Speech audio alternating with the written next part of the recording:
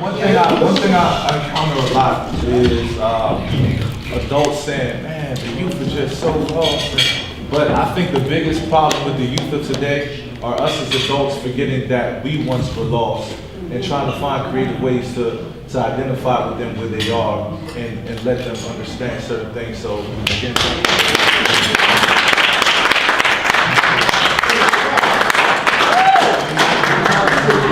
so before I start, do I have the elders' permission to speak? Yes, you do. All right. So before I do anything, I always like to give homage to those that came before. So real quick, again, like you said, my name is Orville, and yes, that's my real name, and it's spelled just like Orville Redenbacher, like you're thinking right now. So this first poem just pays homage to those that came before us. All right. How many of y'all ever been to a poetry slam or open mic, anything? Yeah. All right, good. So how many know where the snapping comes from? All right, cool. Opportunity to teach. Yeah. So snapping, know that when you snap, snapping came from back in slavery times when slaves were gathered or they met, it was in secret compartments, floorboards, trapdoors, closets, whatever have you. So whoever leading the meeting was talking, if you agreed and understood what was being said, you snapped as to not draw a lot of attention to your location. So know that when you snap, you pay homage to those that could only snap, but we always encourage both because we can do both. So that's where snapping came from. So that's why they do it a lot of the artists. All right. So this poem is a dream I had, and you'll get it. I wish I could put bubble bath in Harriet's tub, man, until she felt no more pain. Then I would shine Malcolm X's shoes so good as if the bullets never came. Then I would tap George Washington Carver on the shoulder and carve him the woman of his dreams. Then I'd personally thank County Cullen for picking up his pen and tell him that because he did, writers like I were able to begin. Then I would ask Arthur Ashe when he was swinging his racket, did he see Jesse Owens dash across the finish line? And all the racket he caused. And Hitler hated that brother so much he even mentioned him in his memoirs. Then I'd get it toward the entire scenery via the airmen of Tuskegee. Then I would high-five Martin Luther King, and we would sit and watch his dream unfolding on DVD. And of course, I rewind to my favorite, Muhammad Ali. You know, float like a butterfly, sing like a bee. Watching his visit to Africa, going through Nigeria and Ghana, and visiting with freedom fighters like Mandela, and witnessing all the Marcus Garvey banners. Then he would witness a time where music rekindled your spirit and your soul was reborn. And we would sit and watching all as Lena blew like a horn, and it was lights, camera, action when Mahalia Jackson took the mic. Then we would finally witness a time where black minds were emerging out of the cocoon, thanks to the digital work of Mary McLeod Bethune and Harry Belafonte. We later laughed and cried to the words of Bill Cosby. And we were always impressed with Denzel Washington's work with the youth. And we thank God every day for Isabella because she freed to join us so we could see the truth. And looking at Obama, and the journey he took, I mean, the feeling of pride as a racist, he put his hands on the book. I mean, the greats from the past and the efforts well spent. Who thought one day we'd ever see a black president? Yeah. Great things are yet to come, and the past is just evidence. Black history isn't a day or month. My people, it's a mindset. That's that first piece, y'all good?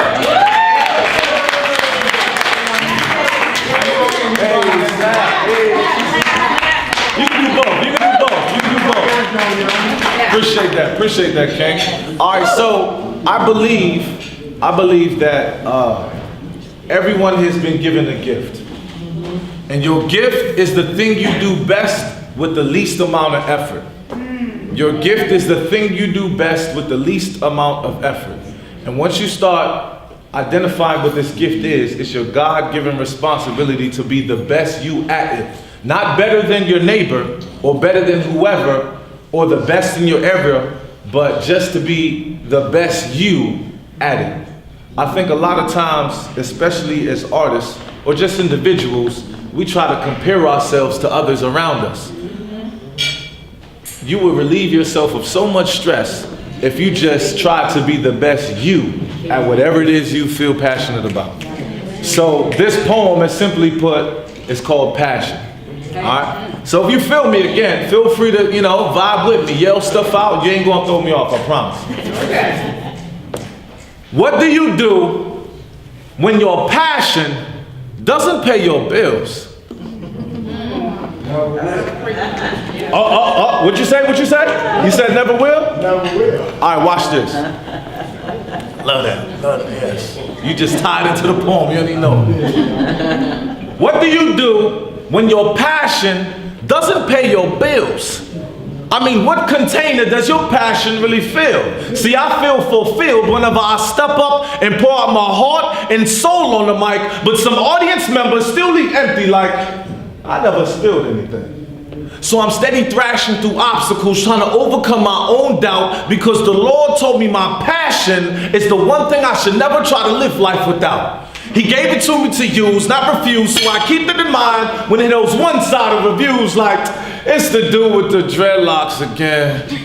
Oh, girl, I bet he don't got no romantic pieces. He think he better than us because he be talking about Jesus. See, no, I just talk. But if you choose to listen, that means I've already been aligned into my correct position. I don't welcome opposition. I don't welcome opposition, but I will stand with the truth. And see, my passion is the general. And them alphabets, they my troops. And when we get in formation, words are formed. Through my passion, I am reborn and shown what my true purpose is. See, if I just rhyme a lot and I don't have a message, that's worthless to me. If I don't inspire you or leave you with something to dwell on, I'm not taking my part in heightening your senses. And no super elaborate rhyme scheme here. The poem is for y'all. I desperately want you to get it. Because somewhere along the line, I think artists stop spitting pieces with messages and merely spitting pieces for themselves, taking part in the game, but there's nothing to gain, so why are we playing? Grabbing hold of the proverbial arrow and releasing it at high velocity at the target. And in this world, everyone has something to sell, and there will always be a market. See, some people are selling fish. So, time out. The salmon was bomb. So, kudos. Oh, the wait staff's not in here, but when they get in here, I'm gonna dap them up. It tastes like answer prayers. All right. Some people are selling fish, but I'm giving the truth. But there's no one left to listen. And it seems like the very same people we try to uplift are sometimes the very same people trying to bury our God-given gifts. Taking our syllables and dragging them through the mud. We see those hate-filled stares, but like Dr. King said, we must combat them with love. And it used to be a cliche to me that it costs nothing for you to pay attention to me, but it's crazy to see what poets, pastors, motivational speakers do with adjectives, nouns, and verbs. Someone asked me the other day what my passion was. Oh, it's obvious. It's spoken word. All right? So look. So notice in the poem, I pose a question in the beginning. What do you do when your passion doesn't pay your bills? I never answered the question in the poem, as you can see, right? I chose some odd years ago when I wrote that poem to answer it with my life, with my actions. So at the time, my passion wasn't paying bills. Now, I'm here with y'all in a suit, in this mansion, and I'm doing okay. So, stick with it, man. Don't say it never will. If you say it never will, then it absolutely never will. I took the, don't get me preaching. All right, cool. Preach on. So this piece is specifically for the theme of this event, for what the foundation is solely about. You might not have been prepared to go here, but we're about to go there. Go ahead. All right, so y'all gotta bear with me. Like this poem, this really happened to someone I know. So like I go there and I get a little tongue-tied before I start. All right, so.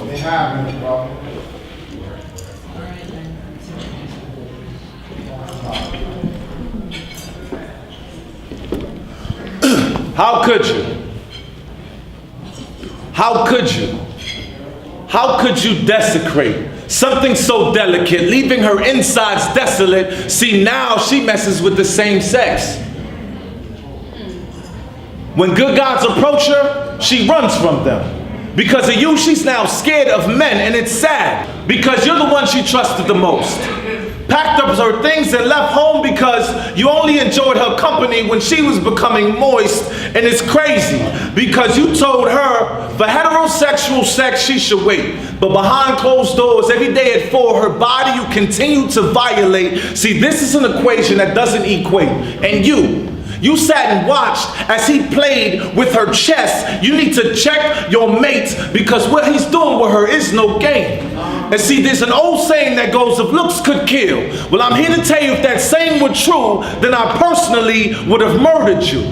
I go through dozens of boxes of tissues thinking about her new issues and how you can misuse something so sacred. Calling yourself a man but forcing a little girl to get naked.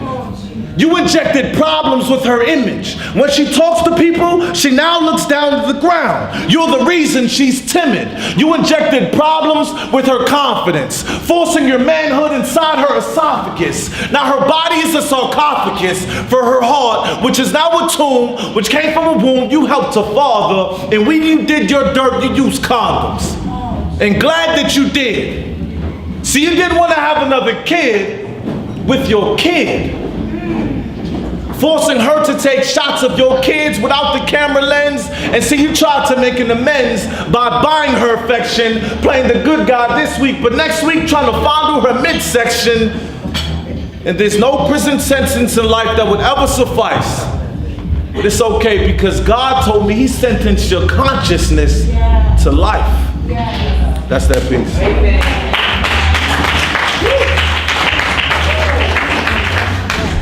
So if I may share one more,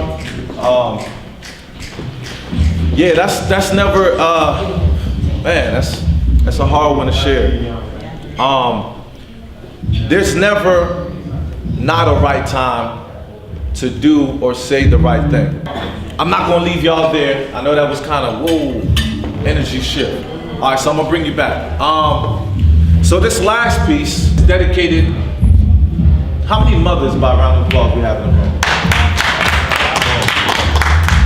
This is dedicated to all mothers, mothers to be one day. Why I am the guy you see in front of you, and I'm neither locked up anymore or on the streets like I was, is because I had a mom who loved me unconditionally. I think mothers' relationships are the closest thing we have to how God loves us. Like how a mother loves you unconditionally. That's the closest thing I can compare our relationship with God like. All right, so this piece, they are jamming out there, dog. All right, so this piece is entitled simply Mama. The way she juggled kids, groceries, and dry cleaning, she be magician.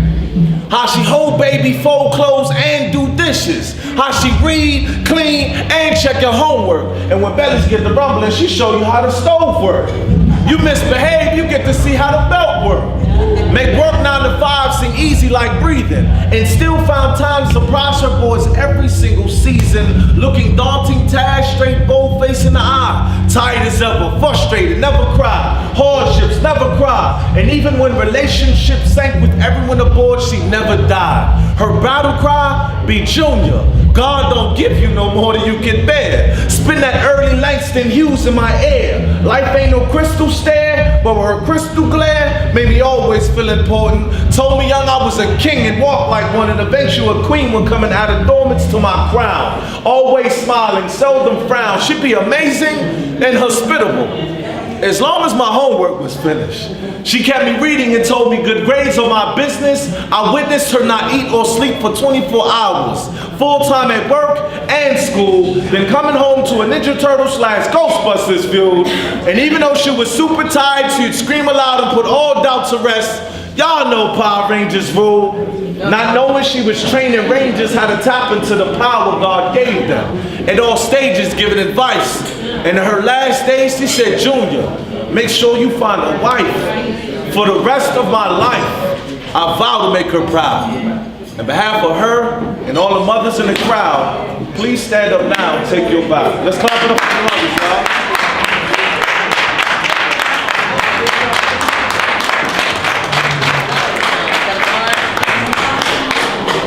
Again, my name is Orville the Poet. I'm Googleable. You can follow me on Orville the Poet on all social media. I also have a website. It's orvillethepoet.com. Thank you guys so much. Thank you.